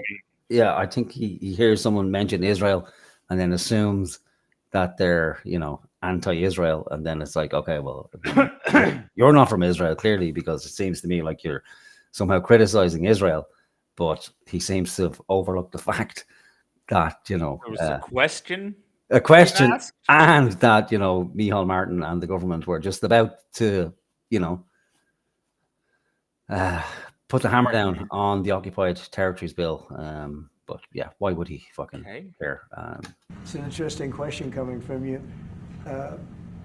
We talk about everything. Israel has been under siege, as you can see, and they had to fight back. October 7th was a terrible thing. People don't like to mention it, but it was a terrible, terrible day in the life of the world. And it's amazing the way people don't mention that, but it was, I've never seen anything like it. Those are other clips I get to see. As president, you get to see clips that you'd rather not see, but I see clips, and that was a terrible day for the world. And we're working hard with Israel. We're working hard to see if we can solve the problem. I will say I just saw 10 hostages and they were treated really badly. They were really treated badly. I was shocked. I asked them, was there any kindness shown? They were in there. One was in there for 500 days. One was 323 days. I said, was there any, 10 of them. I said, was there any kindness displayed? Like, did they ever, say, don't worry, you'll be okay? Or give you a little wink or give you an extra slice of bread or something? And everybody said, all of these people said, zero. A little wink. What the fuck? Hey, baby, you're looking good. Like, you lost a lot of weight since you've been in here. Like, all right, look. Here, have a slice of bread. Cheer up. What's going on here? Did he not hear the question, or is he avoiding the question because he knows that it will cause trouble between himself and Micheál Martin? Maybe probably all of the above. Like, I don't fucking know. Like, I think he, you know, if he's not comfortable answering something, he just goes on kind of stream of consciousness. Yeah. You know, there's a lot of repeating himself, and 10 hostages. Did you know spoke to 10 hostages who were in there, all 10 of them, 5 and 5 equals 10, and none of them were treated well. I asked them, were they treated well? Trade them initially. First told me they weren't feeling well, then another trade told me they weren't well. Then 4 more said they weren't being treated well. That's 10 in total. They weren't being treated well. Lost weight, didn't get a wink, not even a thumbs up. Oh my god! Not even a game of cards, Yahtzee, nothing. Like, yeah, not even a yarmulke. Like, no yarmulkes were given out. Yeah, it was hatred. It was pure hatred. So, I mean, that's a very deep-seated problem. Could you give the Taoiseach some advice? Could you give the Taoiseach some advice? Ireland is in the midst of a housing crisis now, and I know you have a lot of experience as a businessman. How can the state build tens of thousands of houses at speed? You know why they have a housing crisis? Because they're doing so well. Wow. Did you know that? A mutual fucking circle jerk here, man. Yeah, so I didn't know we were doing so well. I didn't know that was those were linked at all. That we're doing so well because that's why we have a housing crisis, because the economy's booming. We just can't keep up with the demand. That's incredible. That is just something else entirely. Yeah. That's it. So well, it's supply is outstripping demand. Well, thanks a lot, Trump. Yeah. They can't produce houses fast enough. That's a good problem, not a bad problem. That's a very good answer, President. Oh, Jesus Christ. Yeah. Thank you, dear Lord Jesus Trump. Thank you for that. I was desperately worried that it might have to answer that. I think Micheál Martin said the quiet part out loud there. Yeah. Jeez Louise. Tariffs on the EU, Mr. President. Mr. President, will you... Everybody should have that problem. That's okay. Will you put more tariffs on the EU? I know this gentleman. He'll get it solved. Will you put more tariffs... Clearly you don't. Clearly you fucking don't. On the EU, will you respond to... Sorry, he knows who? Micheál. He knows Martin. He knows Micheál Martin well. Did he say president? No, gentleman. I know this gentleman. Oh, right. Okay. Sorry, I'm just zoning out at this stage. I know. I said I know this gentleman very well. He'll right. He'll get us sorted. Like, what a load of fucking. Yeah. I like this man. Like, I like people who submit to me, who agree with everything I say, who praise upon me, and I will defend them to the hilt. I like yes men. I believe most people do. It's only if you criticize anything I say or dare question me, but then we will have a problem on, Of course I'm going to respond. You will retaliate. The problem is our country didn't respond. Look, the EU was set up in order to take advantage of the United States. Including Ireland? Is Ireland taking advantage of the US? Of course they are. I can't, I have great respect for Ireland and what they did. And they should have done just what they did. But the United States shouldn't have let it happen. We had stupid leaders. We had leaders that didn't have a clue. Or let's say they weren't business people, but they didn't have a clue what was happening. And all of a sudden, Ireland has, our pharmaceutical companies and other, this beautiful island of 5 million people. What was that? Oh, that's a good freeze frame. I'm saving that. Yeah. It's tricky to say Ireland and Ireland immediately after each other. Yeah, this island of Ireland. This island of Ireland. It's Ireland, isn't it? It's Ireland. Island. If you're from Africa. Yeah, I don't know what he's saying. Like this island of Ireland. This island. It's a beautiful Ireland. Ireland. Yeah. Yeah. Look, I'm a little upset with Trump. Like, is it really that bad of a thing that thankfully to the United States that we haven't been that we're still not in a third world condition here in Ireland? And what did they lose exactly? Like, it's not like we took away their steel mills and their automobile industry or anything like that. You know, like what did they lose exactly? The jobs. They lost the manufacturing jobs. What, 3,000 jobs? It's like in a country of fucking, what is it? 50 billion? No, sorry, how 500 million. 500 odd million, yeah. Yeah. So they lost the manufacturing jobs. So there's like, I think in Ireland, there's something like 150,000 manufacturing jobs in the pharmaceutical industry. And then there's another like 100,000, that are based around people who service that industry. And then there's the tax take as well. So he wants that back. He wants all that back. There was never any reason for that to go in the first place. Now the argument's made, well, it's to service the European market. But then his point is, well, okay, well, if that is the case, the deal that was done in the first place was a shitty deal for America. So, he's a businessman, so he has to know that, the multinational companies, they'll do what is ever, advantageous for them to do. Yes. It will essentially come down to, what's the most profitable thing to do here. And it'll be a long fucking time if they go, okay, we're taking all our goodies away from Ireland and we're going to, have a capital fucking infrastructure spend of billions on billions in America. And that will help him. Because if he does that, well, that means all that capital infrastructure has to be built, and that creates jobs in America. And then people are happy because they have jobs and they have more wealth. And then they'll have the manufacturing jobs from the pharmaceutical industries and so on and so forth and so on and so forth. Sure. And then it's like, fuck Ireland. Yeah. Because when push comes to shove, like, Paddy in America isn't really going to care too much. Like, oh, Ireland's dying on its arse again. I don't fucking care. Yeah, because they'll have the jobs. Yeah, I'm not, starving or on food stamps anymore now. So, I can buy a second fucking car.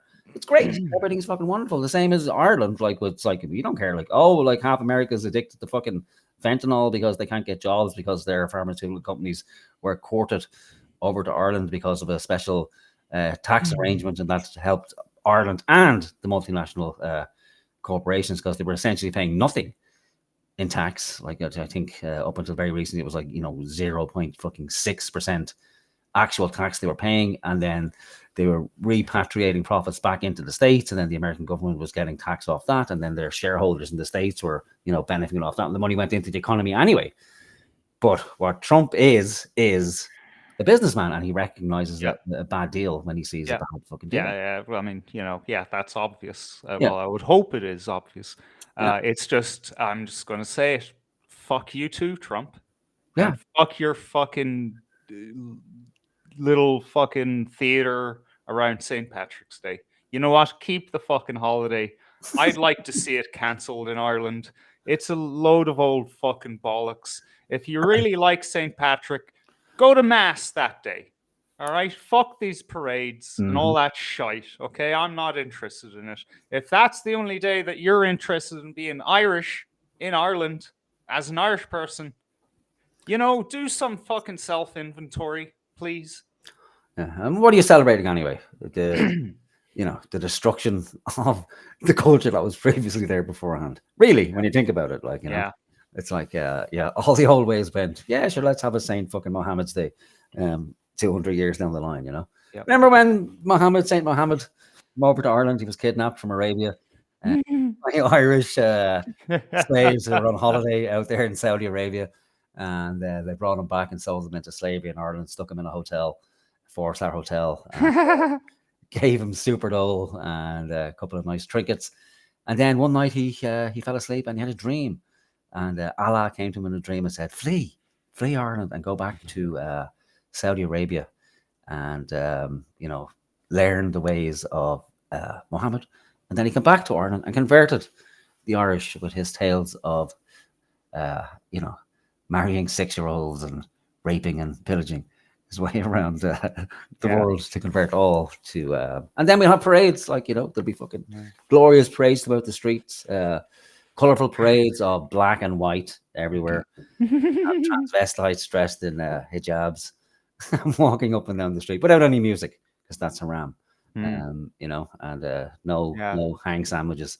And they'll be they'll be teaching the kids in school how Saint Muhammad taught the dirty heathens in Ireland about the oneness of God when he picked up a single blade of grass and said, "Look, this is one thing, right? That's like God, all right? There's nothing else, just God." That's it. Yeah, and we'd be walking around with a blade of grass on your shirt pocket, and or maybe a bit of camel turd or something like that. Pour some camels into Ireland. Yeah. It's got the entire U.S. pharmaceutical industry in its grasp. And, you mentioned housing and you mentioned other things. I mean, I have property in Ireland, as you know, and I love it. It does great. But what the I'd like to have...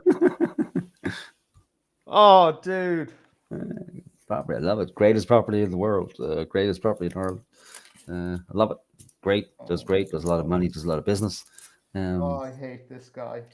I'd like to see the United States not have been so stupid for so many years, not just with Ireland, with everybody. I looked at trade deals. I was telling the group yesterday, I looked at trade deals in term one. It's one of the reasons I decided I had to do this, because somebody had to straighten it out, and I didn't see anybody that was going to. I looked at trade deals that were so bad, I'd actually say, how is it possible that this could have happened? Who would have been so stupid to let these deals happen? For instance, when the pharmaceutical companies started to go to Ireland, I would have said, that's okay if you want to go to Ireland. I think it's great. But if you want to... God, this is tiresome. Just get to the fucking point. Fuck me, I thought Micheál Martin was bad. Well, he's nothing to work with, So if the press aren't interrupting, Micheál Martin daren't say a fucking thing.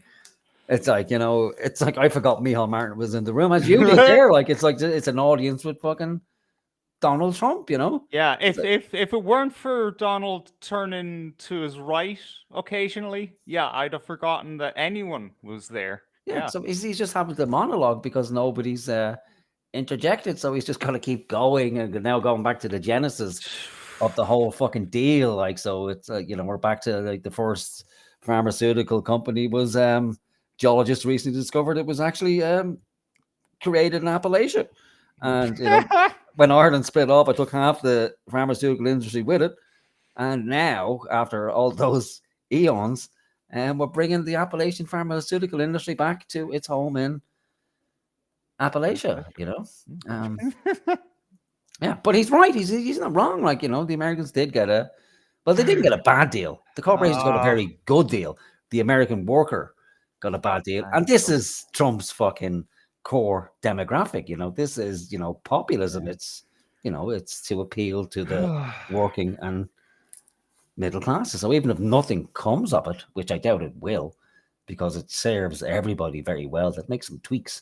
But for, average Joe America sitting at home, it's good. And they have made moves like, there are pharmaceutical companies now are starting to invest in America. And, I wouldn't be too, unhappy to see the pharmaceutical companies leave Ireland. But I would be devastated in the sense that it's going to hit a lot of people in the pocket and, it's going to affect their standard of living. But really, we should be investing in the research and development, not just for pharmaceutical companies, but that's what we don't have in Ireland. Like all their R&D is still in the States and never left the States. Ireland is just, Ireland is essentially picking the cotton in the field. We're manufacturing the drugs. The big bosses are back in the States, developing new drugs for people to get hooked to, while Paddy just slaves away in the field, making sure they're packaged nicely. And the byproducts are just dumped into anything into the United States. I'm going to put a 200% tariff on you, so you're never going to be able to sell anything into the United States. You know what they would have done? They would have stayed here. So do you planning to lower taxes? He's so lucky that I wasn't. Are you planning to lower taxes to America? Are you to lower corporate taxes? It was Micheál about to say something. Did I hear? Can I? Please, can I? That's okay if you want to go to Ireland. I think it's great. But if you want to sell anything into the United States, I'm going to put a 200% tariff on you. So you're never going to be able to sell anything into the United States. You know what they would have done? They would have stayed here. So are you planning to lower corporate taxes? He's so lucky that I wasn't. Are you planning to lower corporate taxes? We are planning to lower taxes, yeah, if the Democrats behave, but the Democrats have no clue. You saw that the other night during the speech.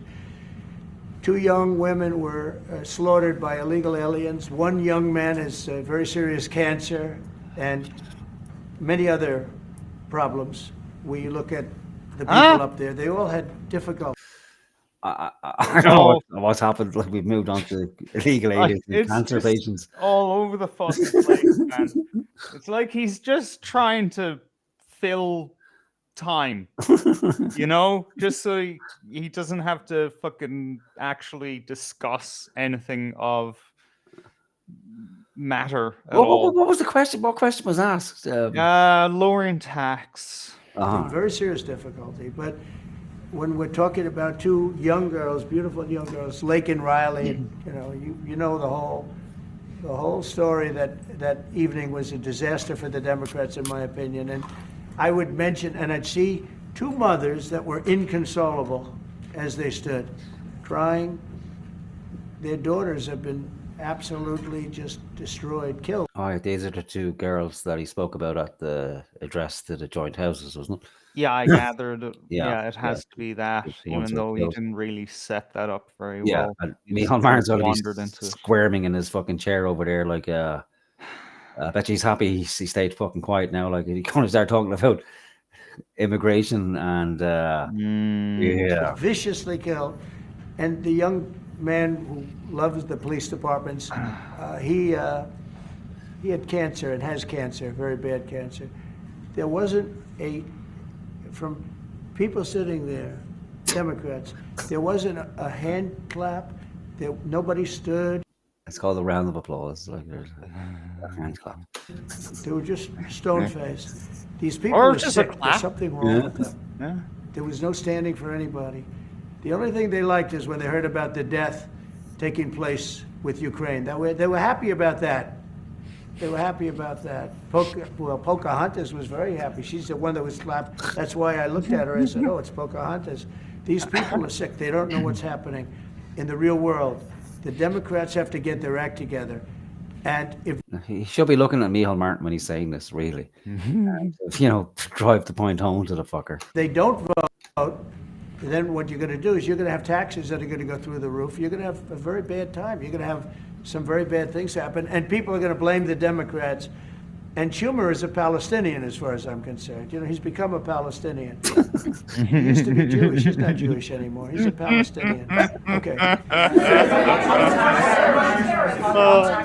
been a lot of on and off, some inconsistency. There's no inconsistency, only with NBC, which is one of the worst networks on television, by the way. Let me just tell you. It's like, fuck your question. I'm going to answer my own question. Yeah, it's like, he does a lot of that. Like, I don't like this question. Who do you work for? Yeah, okay. No, I'm not talking to you. Next. Where in Ireland it's different. It's like, hello, how are you? I was at dinner with you last night, wasn't I? Yeah. Ask away. Ask the question I gave you to ask me. There's none of that. We don't have that in Ireland. We have gripped media still asking rather tame questions of our leaders. I have the right to adjust. And I was called by the automakers as an example, General Motors, Ford, etc. The big 3, the big 4. And they asked me to do them a favor. Could I delay it for a period of 4 weeks? Delay what? So Sorry, that I've they're lost not driven into where we are in the conversation. It's a continuous conversation. It's like every press conference. It's like nobody's any real interest in Micheál Martin or Ireland, so they're just using it as a chance to follow up on questions that were asked at the previous press conference. But there's because he's not actually answering questions, it's grandstanding. Like There's no real continuity, really. Yeah. But this is his style as well. It's just, you know, it's open fucking tiresome. question. April 2nd is going to be a very big day for the United States of America. The United States of America is going to take back a lot of what was stolen from it by other countries and by, frankly, incompetent U.S. leadership, grossly incompetent. I gave you an example of Ireland. I would have never let that happen. Impossible for that to have happened. But we're going to take back our wealth, and we're going to take back a lot of the companies that left are coming back. If you haven't read, we have the biggest computer chip company ever, has virtually all of the market. I didn't call them, they called me. That's Intel. So for anyone in the Kildare area are looking for another fucking job fairly soon. If Intel go, it's you know, it's bye a big chunk of Irish income. Yeah. So, you know, we may well have to rely on into McDonald's. Yeah, war economy. Like, any, you know, they're gonna force people into the fucking army because there'll be no other jobs available. And they called for two reasons. Number one, we had a great election of somebody that they want running the country. And we won in a big mandate. We won every swing state. We won by millions of votes. We won by 2,750 districts to 500. Think of that, 2,750 districts to 500. That's why the map, when you looked at it, was entirely red, meaning Republican. Not meaning communist. So anyway, look, this country needed somebody to defend it. It's this big, beautiful people to come into our country that are stone cold murderers, killers, drug dealers, the worst gang members, the worst people allowed into our country. And we're now getting them out. We're going to get them out. We're getting them out. I want to thank Tom Homan, by the way. He's doing a great job. And This is what sickens me, like, because you got Micheál Martin sitting there. Like, if this was somebody in the Dáil saying this, you know, that we've imported, you know, God knows how many people, like 500,000 people, and a fair chunk of them are, you know, the worst type of people. Let's be fucking honest. Let's say everyone is. But we've imported a fair amount of rapists and murderers from different countries. Like, the people would be fucking, you know, dragged away to prison. And Micheál Martin would be the first fucker to stand up and demand it. And here he is now saying what? Nothing. Just tacitly agreeing because he daren't. Yeah, he can't. Yeah, he daren't open his fucking mouth because he would be exposed for the fucking... house of sand that he currently stands on, you know, and that's the sickening part of it. Like, it's just, you know, it's worse than actually standing up and losing every company, because if they're going anyway. No amount of ass kissing is going to fucking stop it, you know. Other than the only thing that will is to save himself, like, so he doesn't have to come back to Ireland embarrassed and exposed for the piece of actual shit that he fucking is. Like, well, yeah, if you look at anything from RTE to all the private fucking media in Ireland, this went brilliantly. Yeah, you know, and even didn't I hear that? I think I heard this in RTE yesterday that you know, it was acknowledged that the biggest problem that Ireland is facing is the housing crisis. No, that none of what's been said about this meeting had anything to do with reality. I don't think. No, these people are just delighted because he didn't get a spanking. He didn't get the Zelensky treatment because he said fucking nothing.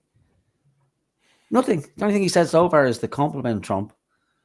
And then another interjection to say exactly nothing. Just fucking word salad and platitudes. He's doing a fantastic job. This is a job that's so unnecessary. This should have never happened. So we're bringing back our country in many ways, not only financially, and financially we'll be stronger than ever before. I think the markets are going to soar when they see what's happening. I'll tell you what, I'm called every day by numerous big companies. I spoke at the Business Roundtable yesterday. Your plans to try and bring some of those companies back to America, and will you be briefing? Well, I'd love to have him back. I mean, I'd love to have him back, but he'll be fighting me on it. I mean, what I would say, President, if I could, 1 second, just make the point. It's a two-way street too. We are investing a lot more in America, and people may not realise, but Ryanair, one of our biggest airlines, for example, AirCap, they buy more. The two of them together buy more Boeing airplanes than anybody else outside of America. That's a little known fact. It doesn't turn up in the statistics, but Ryanair and AirCap, big aircraft leasing company, Irish company, have done great work with Boeing and huge investments over the last couple of years. You know, so and there's a lot of Irish companies here now, about 700 and odd Irish companies based in America. Glanbia, Smurford, Rock, I was saying to you this morning, a lot of them creating thousands of jobs in America. And it's only fair. I mean, that's correct. That's right. That's the way it should happen. And I think it's a very good relationship we have. It's a historic one. It's happened over time. We've added value to American companies. We've increased their value. They've got access to the European market, and they did all of that. I understand where you're coming from fully. But I think it's a relationship that we can develop and that will endure into the future, and will change, it will adapt, and you're evolving and you're doing things. And they've done a very good job. Now, I just will say this, but with all that we've said, we can talk about Ryanair. There's a massive deficit. I don't mean by a little bit. I mean, there's a massive deficit that we have with Ireland and with other countries too. And we want to sort of even that out as nicely as we can. That was this little weasel attempt to fight back there. Ryanair planes, you buy planes, and I'm honestly surprised he did at all. Which, you know, I mean, that deserves a bit of kudos, I think. Yeah, but even then, at the end of it, like it's not like but like, you know, I said that, but I understand that things are evolving and changing, and didn't really mean to say it, but you know, I have to give the Irish media something when they go home, so they don't, you know, lay into me to say I just rolled over and exposed my soft underbelly to you. Yeah, fair. Yeah. But then immediately it's like, well, you know, what, you buy 3 planes, you employ, you know, 10 people, or you've created 10 jobs over here. It's still, you know, it doesn't compare. One thing I would say that he could have pointed out, like if he really was going to fight Trump on this, which we've established that that's not going to fucking happen. No, never. It could be pointed out that, hey, the United States dominated the tech, both physical and digital tech industries, thanks to Ireland, thanks to our tax haven. Okay? It allowed for insane amounts of growth very, very quickly because they didn't have to pay a monstrous amount of fucking tax, so that there was a lot more money to be reinvested into the industry. And now the United States pretty much dominates half of the world or more. Are we going to get any thanks for that? No, we're not. Is Ireland going to stand up for itself and point that out? Nope. Maybe. We'll work together. We're going to work together, great. But the deficit is massive. All right. You can't do this for another hour. 1 hour. And they announced what we were going to do, and they withdrew their little threat. And what they don't say in Canada, 270 and 400%. One more question. Endless. Can you say which countries you might target in your next travel ban? Say it. Can you say which countries you might target? I'll do this one little, we'll end it with this. So I have a property, a big property in Ireland that you know well. It's one of the most highly rated hotels in all of Europe. It's beautiful. Doonbeg. It's a beautiful 600 acres on the ocean, and everybody knows it. And we have a beautiful hotel. And I was going to do a project there, big expansion of the place. This was when I was a civilian, before the presidency, before I even thought about the presidency. But I was going to do a really beautiful expansion because it does very well. And I got the approvals from Ireland so quickly. They were so professional. They wanted it. You know, it's economic development, it's jobs, it's construction jobs. a big expansion, beautiful expansion. But I was told something that bothered me. They said, sir, you also have to get approved by the European Union. I said, why do I have to go to the European Union to expand a hotel that's in Ireland? They said, well, that's the way it is. I say, well, shouldn't that go fast? They said, no, it'll take at least 7 years. You gave me the approval in about 4 weeks. It was a beautiful, professional. If you took 4 years, you wouldn't have done a better job. You know, everything was done environmentally, everything. There's no reason to take very long. I had everything from Ireland in 4 weeks. And then I hired somebody. He said, the process will be from 5 to 7 years. And I said, oh, really? And then I found out that they weren't playing games. Now think about how bad that is for your country. So that was my first experience with the European Union. And I dropped the project. I just said, I'm not going to do that. I'm not going to go 7 years to expand something. But I have to, I'll hand it to Ireland. You were so professional, so good. But I don't know why. European Union had to approve it. And with them, it was deal, and that's the European Union. So it was a very bad experience. Let's say, President, you have the distinction of being, I think, the only president that has physically invested in Ireland. That's really and it's stop! been a good investment. Your tongue is brown enough already, man. Yeah. Stop. He's just essentially told them, like, you know, like, you don't own your own fucking country. Like, it took you guys four weeks to do it, and then you were overruled by Europe. And he's saying to him, like, what the fuck are you doing in Europe? Like, why is Europe your master? And his response is, I believe you're the only person to invest, only US person to invest. A deflection, yeah. I saw a really clever meme. I mean, it's not a meme, fucking image with text of the European flag, and it said, imagine loving being governed so much that you want a government for your government. Yeah, very fucking much. That's what it is. Yeah. And Trump recognized it immediately, like, you know. It's just like, what, it takes them 4 weeks to say yes, and then 7 years for their master to think about it. Like, I mean, for anybody who should go there, it's just stunning. I love this. No, I mean, Minister Michael. So this is just a little clip of Micheál in his what he has previous to say about Trump, like, just as a reminder. Laid out the red carpet for Donald Trump recently in County Clare, but I take it that the government is not going to lay out the red carpet for the disgraceful and inflammatory remarks that Mr. Trump made in the course of the American presidential election in respect of banning Muslims from coming to the United States. I'm coming to that, John Corley, which I think is an incitement to hatred. And I think it's important, Taoiseach, that the government would formally make clear to the Republican Party in the United States that such remarks are viewed with abhorrence and that it's something that we wouldn't tolerate here in our democracy. And in that context, I want to ask when you believe the Criminal Justice Bill will be brought forward. That's the incitement to hatred bill. Don't forget, this is the cunt. This is the cunt. I think those remarks do merit a government response to Mr. Trump and to the Republican Party in America, because it's a new low in terms of normal democracy. You should have said something to him when you had the chance now, and you're sitting beside him, shouldn't you? You fucking weasel. There has been some controversy about a claim that Ireland is among a list of countries which has spent money on properties owned by President Trump, and of course this has been denied to the media.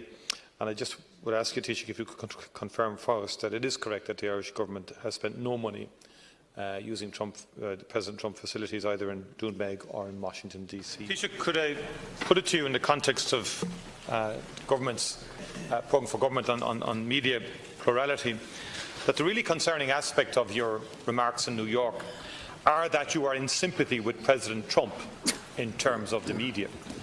Because President Trump is probably one of the worst examples of a political leader who regularly demonises media and media personalities. And you shouldn't have any sympathy with him or his plight in terms of media. Martin? The brief visit of President Trump next month appears to have been confirmed, Taoiseach, this morning. And I've been very clear in my party's attitude to President Trump and his policies. We are a free democracy, and people will have to be given the opportunity to protest if they wish. And can the Taoiseach guarantee that reasonable provision will be ensured for the right of people to protest against the visit? And in addition to that, to ensure and to raise with the President the fact that Ireland is firmly committed to the European Union. There needs to be a separation, like you said, if you can't get planning permission when you can get it in Ireland, but you can't get it in the EU. Do you think? Well, look, I can just tell you about my personal experience. That Ireland treated me very well, and the EU was terrible, and they stopped really a magnificent addition. It wasn't a big deal from the standpoint of the world. It wasn't like the things we're talking about now, but it would have been a very beautiful addition.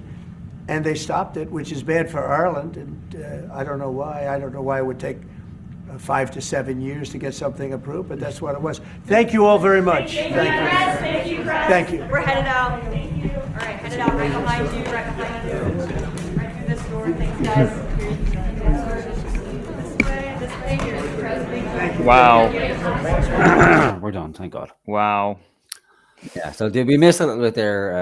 I went past it, but the abiding message is they also asked Trump about will he talk to Micheál Martin about potential tariffs, and Trump said, well, we'll talk to the guys in the EU about that, which pretty much sums it up. There's no point in talking to this fucking idiot because they've no control.